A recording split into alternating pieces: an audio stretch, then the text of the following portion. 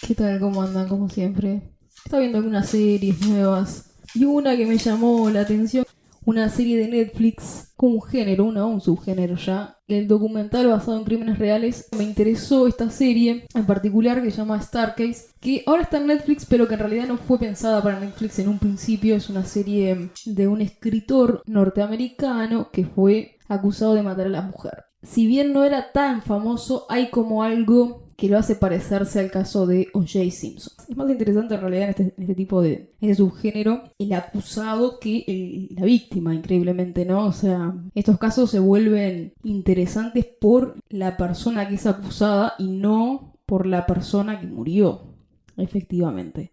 Esta serie no fue pensada para Netflix, de hecho surge mucho antes de que Netflix. La serie en realidad está producida por un grupo de gente francesa, qué sé yo. Tuvo una emisión original cuando el caso estaba en tribunales en principio, que fue por el 2002-2003 por ahí. Después hay capítulos nuevos porque el caso resurge más adelante, vuelven a salir en la televisión francesa, qué sé yo. Es finalmente el año pasado el caso vuelve a surgir en la justicia y de esa manera es que surge nuevamente 3-4 nuevos capítulos que esos sí los produce Netflix y a partir de ahí es que la serie es relanzada al mercado a través de Netflix. Es interesante ver cómo funciona la justicia en distintas partes del mundo. En Estados Unidos en particular hay como un funcionamiento muy interesante de la justicia. Interesante y no necesariamente positivo, pero digo interesante porque uno ve todo lo que está involucrado. Uno a veces ve series que son muy buenas como The Wire, por ejemplo, y al mismo tiempo uno cree que hay muchas de esas cosas que solo funcionan para la ficción. Y cuando uno va a este tipo de documentales se da cuenta que la realidad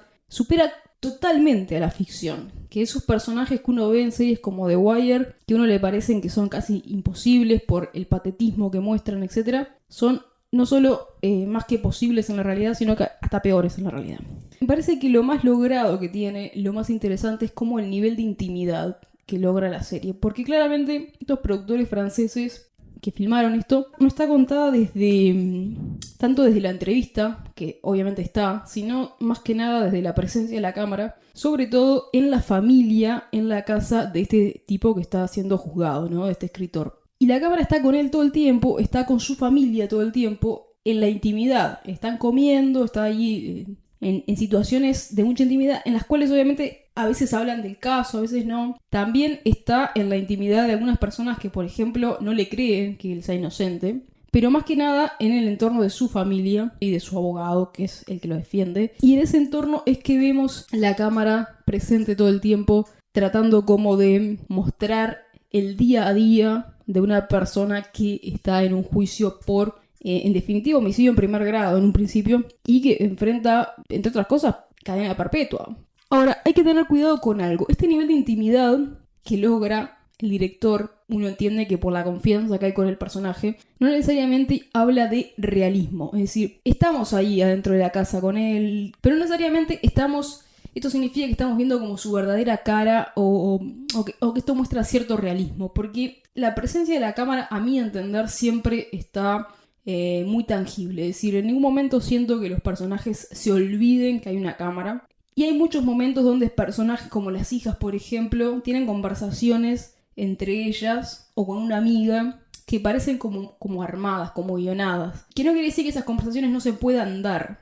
La verdad es que la sensación de que la cosa está como cocinada previamente, como que hay un discurso medio armado para mostrar, la verdad que a mi entender le quita muchos puntos y sobre todo le quita, no sé si mérito al realizador, pero sí le quita cierto mérito al género, porque la gracia de este tipo de documentales es de alguna manera cierta imparcialidad, que acá de algún modo se pierde. El lado opuesto, el lado de la fiscalía, el lado de la familia de la mujer muerta, que obviamente no le cree al tipo, ese lado está poco indagado, hay pocas entrevistas, hay pocos momentos con ellos. Es entendible porque seguramente ellos son los que creen que el documental favorecería al acusado, qué sé yo, y entonces entienden que quizás no quieran estar tan presentes en el documental.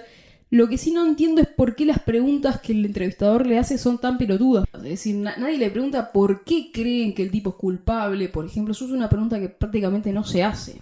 Y no hay preguntas en relación a cómo queda la familia en función de este caso, ¿no? Porque la familia de alguna manera se desarma porque hay 4 hijos que le creen y hay uno que en realidad es solo hijo de la mujer, solo hija de la mujer que no. Que hay como momentos un poco livianos para con el lado de las hermanas estas, por ejemplo, un momento que van como al cementerio y plantan un arbolito y no sé qué, que está muy lindo todo, pero estamos obviando como la parte interesante, que es preguntarles sobre el caso, sobre el porqué, sobre la personalidad de este señor, que es algo que se pone en cuestión, obviamente, si este tipo es lo que muestra en público. Y es de ahí que esa intimidad que se muestra en el documental me parece como floja, porque no me la termino de creer. Aunque los directores no lo quieran, las personas estén actuando todo el tiempo. Las personas se muestran ante la cámara de una manera que no es del todo natural. Uno en la intimidad se comporta de una manera un poco más despreocupada, un poco más ligera, digamos. Y yo noto como cierta formalidad en la forma de hablar, en la forma de... hasta de comer. Y hay creo que 2 momentos nada más donde noto que las personas se olvidan que hay una cámara. Uno es cuando el abogado está hablando con un tipo que es como el encargado de manejar la computadora, no sé, el PowerPoint en el juicio, y el tipo maneja mal, no sé, se equivoca, y entonces el abogado se empieza a desesperar porque el juicio es al otro día y el tipo no tiene lista de presentación, no sé qué, entonces como que lo insulta y se enoja ahí. Ahí hay como un momento bastante natural, me parece, que justamente está dado por el enojo, porque el tipo se saca. Y el segundo es cuando el acusado insulta en un momento a una de las cuñadas, que dice si se hubiera callado la boca, no sé qué, que es casi amenazador. No solo ese dicho, sino toda esa conversación que hubo ahí fue bastante honesta. Pero después en general hay un montón de momentos donde, por ejemplo, uno de los hijos encuentra un determinado objeto que tiene que ver con el juicio, que es como una evidencia, y hay como toda una situación ahí de si la encontró, si él la plantó, esa evidencia, que la verdad no termina de ser muy creíble, y que uno entiende que si la cámara no estaba, capaz que se confesaban otras cosas. Después también es cierto que los capítulos originales, los capítulos hasta el capítulo 8, 9 por ahí, que son los capítulos emitidos en referencia al primer juicio, o sea, como la temporada 1 sería la serie, entre comillas, son los mejores, porque el primer juicio es el más interesante, es cuando se dan los hechos más interesantes, y hasta ahí me parece que la serie tiene como un gancho. Después hay como una apelación que genera como 3 o 4 capítulos nuevos, que ya baja bastante el nivel. Son capitulitos más como, bueno, hay un nuevo juicio, pero hay como cierta nueva información, pero al mismo tiempo tampoco es tan relevante.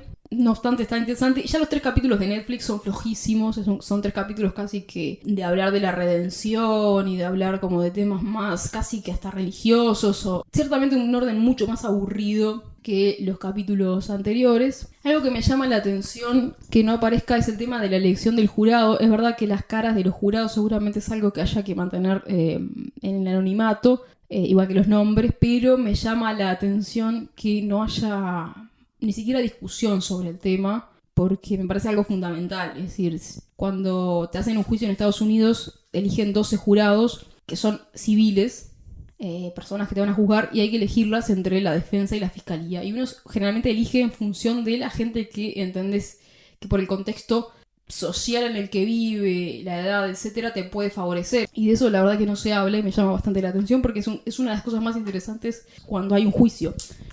Y acá es algo que se evita. Ahora, más allá de cómo está construida la serie, de sus defectos, de que por ahí vaya más para un lado que para el otro, de que de alguna manera veamos más el lado del acusado que el lado de la fiscalía, los dos lados están y uno tiene la posibilidad de creer en uno o en el otro. Es decir, no es que sea completamente imparcial la serie. Lo más interesante de la serie, sin lugar a dudas, son los momentos de juicio, porque estaban grabados in situ en el momento, es decir, es un juicio grabado con la evidencia, con los testimonios, y me parece que eso es lo más interesante. No obstante, y más allá de todo lo que estoy diciendo, la serie vale la pena, está bueno verla igual. No me parece que sea tan buena como el documental de O.J. que hace ESPN, que me parece de lo mejor que he visto en el género. Lo que le falta para mí a esta serie es indagar más en la personalidad y en el contexto de la persona acusada y cómo vivía. Por ahí hay un caso que se relaciona con algo que él le pasó en Alemania y no sé qué, que eso, contrario a lo que ellos mismos dicen en el documental, yo creo que sí aporta hablar del pasado porque es lo que te construye como persona. Van apareciendo hermanos de él, hay uno que aparece casi del principio, después en un momento aparece otro hermano de él, que aparece como en el capítulo 10 y que no sabíamos ni que existía, por ejemplo. Entonces es como que hay relaciones familiares que no se muestran, que se evitan, hay temas del pasado que también se evitan, es decir, y algunos que se los trata con mucha delicadeza y casi que se los trata porque los pone sobre la mesa el juicio, pero no porque haya un interés en mostrar ese lado del protagonista. Entonces me parece que en eso sí falta un poco, como indagar el contexto. Pero bueno, están todas las teorías marcadas y uno puede ir por cualquiera de ellas, ¿no? Que realmente la mató, que hubo un accidente en el que él participó, que hubo un accidente en el que él no participó. Es decir, las opciones están y uno puede elegir cualquiera. Por tanto, me parece interesante entonces esta serie, pese a que no es el bombazo de serie que por ahí alguno puede esperar. Star Case, el caso de la escalera. Así que nos vemos en el próximo capítulo. Un saludo grande para todos ustedes.